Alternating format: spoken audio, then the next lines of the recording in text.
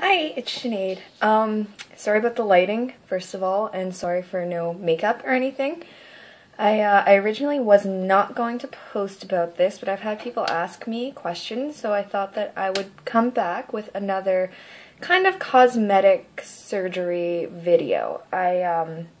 This one I did not elect for. My doctor wanted some moles removed from me, so I went to my doctor and I told him I had a birthmark. I've had them since birth.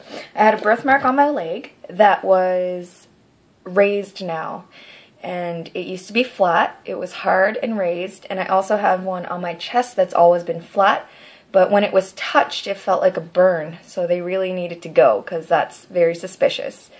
So I guess the first thing I want to talk about is so I was called. They told me to come to my hometown because that's where my family doctor is. I went to a nearby hospital and I was only prepped by given a Johnny gown, and that was just because in case I got blood on my clothes. But I had to, so yeah, I went there and then they put the Johnny gown on me. And I was in a room. They took me in right away. I was only in the room about 20 minutes. And first of all, what they did was the doctor came in, asked me standard questions. Do I take any blood thinners? Have I ever gotten surgery before? And yes, I said I got my wisdom teeth out and I had rhinoplasty. But I said I'm not on any blood thinners, no aspirin. So he said, okay, we can go ahead and do this. So I had to get a referral for each individual mole because legally within Nova Scotia they have to have that in order to remove it. They can't legally take it off unless they're referred from your doctor. So I had the referral for both, and then the doctor prepped the area on my chest first, and he actually used local anesthetic. And it wasn't the local anesthetic like how I got with my wisdom teeth where it makes you feel really good and maybe you fall asleep. This one was actually injected into the area and froze it. That was the worst part of the entire procedure, was the anesthesia, because the needle was so big and it went really deep. It hurt. It did.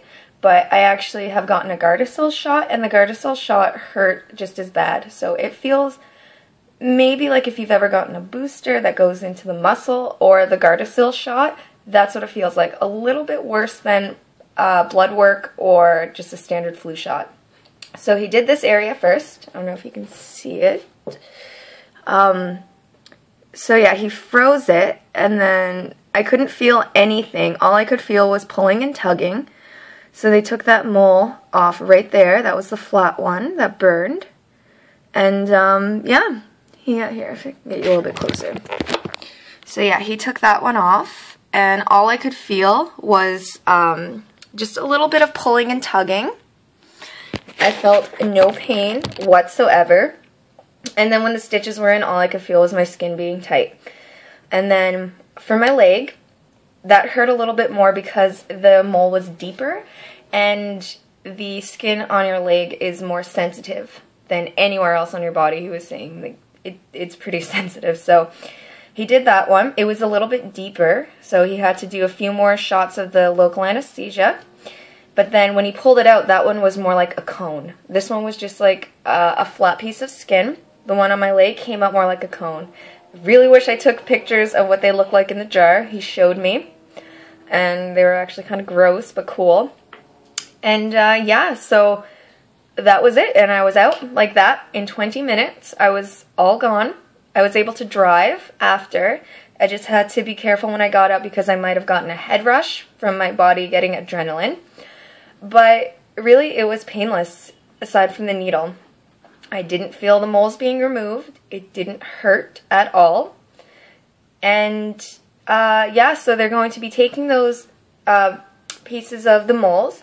They're going to be taking them to the lab to test just to make sure that they are not cancerous. There's nothing dangerous in them.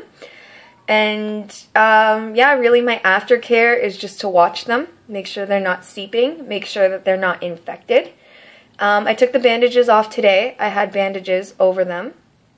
And So I took the bandages off today because they were just to stop the bleeding. And then he said about 10 days, so that was on a Thursday, I'll probably, between 7 to 10 days I can get the stitches out. So probably next Friday I'll go. I actually prefer this, the